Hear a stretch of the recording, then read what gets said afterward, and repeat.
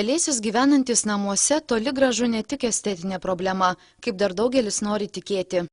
Dažniausiai pelėsis pradeda augti nevėdinamuose arba nepakankamai vėdinamuose, šiltose ir drėgnose patalpose ir jis tikrai nesusidraugauja su čia gyvenančiais žmonėmis. Jis gyvena pas mus buityje, taip, galima ir atsinešti, aišku, savaime, bet dažniausiai būna patalpose, sakykime, buitinėse patalpose, kuriuose mes gyvenam ir ypatingai namuose, kurie drėgni, nedakūrenami, reiškia, sakykime, kaime medinis namas ir būna, reiškia, ten, sakykime, už kokių spintų, ten senuose spintose, kurie nevėdinamos ypatingai patalpos, reiškia, ten veisiasi, dauginasi pelėsis. Dar, reiškia, pelėsis gyvena šiauduose, sakykime, reiškia, daržiniai, šiene, o žiūrėkit pavasarį, kai būna šienas, reiškia, baigėsi šienas ir daržinėse, toksai kvapas įeini, jaučiasi, reiškia. Ir žmonės, kurie, reiškia, turi tą jautrumą, tam pelėsiui gali susirgti, reiškia,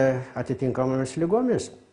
Pelėsis ne vien, reiškia, buityje gyvena, tačiau jis gyvena ir pas mus, jis gyvena mūsų burnos gleivinėje, nosiaryklėje, ant odos gyvena, tačiau gyvenantis burnoje mes su juo, reiškia, draugiškai sugyvenam ir, reiškia, jis mums ne parazitas, kaip sakant, bet kartais būna ir, reiškia, jis jau supyksta ant mus.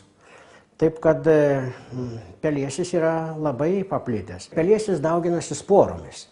Ir jis tos sporos, kaip pribręsta, jau po mikroskopo pamatytumėm, mes pažiūrėtumėm, tai yra ištisas kaip koksai, sakykime, kaip saulėgrąžų laukas, jos ant kotelė auga ir galvutės tokios, kaip pienių laukas, o toks panašus. Reiškia, po mikroskopu. Ir tos, reiškia, galvutės, reiškia, jos kaip pribręsta, tos sporos mikroskopinės, jos nesimato ir jos labai dulka. Žiūrėkit, jeigu ant uogienės susidėjęs koks ir papūsi, tai tiesiog tokie laksto, dulkės eina. Suprantate, prilimpa prie rankų ar prie pirštų.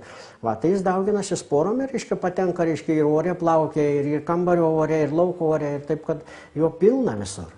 Kaip ir minėjo gydytojas, pelėsinių grybų sporų yra visur. Pelėsinio grybelio į aplinką išskiriamos sporos gali sukelti netgi labai rimtus ilgalaikius sveikatos sutrikimus. Gali sukelti alerginius susirgimus. Ir sakykime, kaip tokia, sakykime, reiškia, alerginė sloga. Alerginis, reiškia, tas nosiaryklės uždegimas, nosies gleivinės uždegimas, akių junginės uždegimas, reiškia, alerginis rinokonjunktivitas mediciniškai vadinasi. Tai jeigu jau, sakykime, žmogus nuvyksta, gyvena mieste ir nuvyksta, sakykime, į kaimą, į tėviškę, vaikai, anūkai, sakykime, nuvyksta ir jam atsiranda, sakykime, sloga, čiaudulys, kosulys sausas. Ir jis gali sukelti tokius nemalonius dalykus, sakykime, kad, reiškia, alerginę tą slogą minėjau, reiškia, akių junginės uždegimą ir sukelia net bronchinę astmą. Reiškia, kaip vyksta, reiškia, nosies gleivinės paburkimas, akių junginės, reiškia, uždegimai, taip vystosi ir bronchose pakitimai. Kuo ilgiau kontaktuoja, kuo ilgesnė ekspozicija su tuo alergenu, sakykime, su pelėsiu grybeliais, tuo, reiškia, daugiau kaupiasi tam tikrų alerginių medžiagų organizme, tuo, reiškia, jis yra daugiau jam, reiškia, tikimybė susirgti šitą alerginę ligą. Pas mus parazituoja kelios pelėsių rūšis. Dažniausiai sutinkama ir labai pavojinga pelėsių rūšis Aspergillus fumigatus. Taip, tai tas pats pelėsis, kuris apsigyvena mūsų buityje, namo ar buto kampuose, už baldų, žodžiu vietose, kur jam patogu daugintis.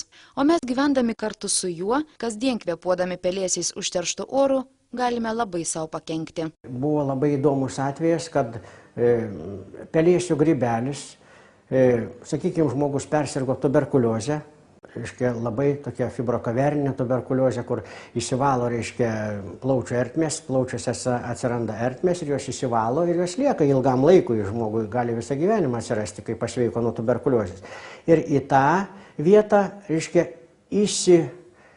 kaip sakykime, apsigyvena tenai, reiškia, parazituoja, įsiveisia, iš kvėpavimo takų patenka, reiškia, šitas, reiškia, pelėsis ir vadinamas Aspergillus. tai jis, reiškia, vadina aspergiliozė. Irgi turėjom tokį įdomų atvejį labai.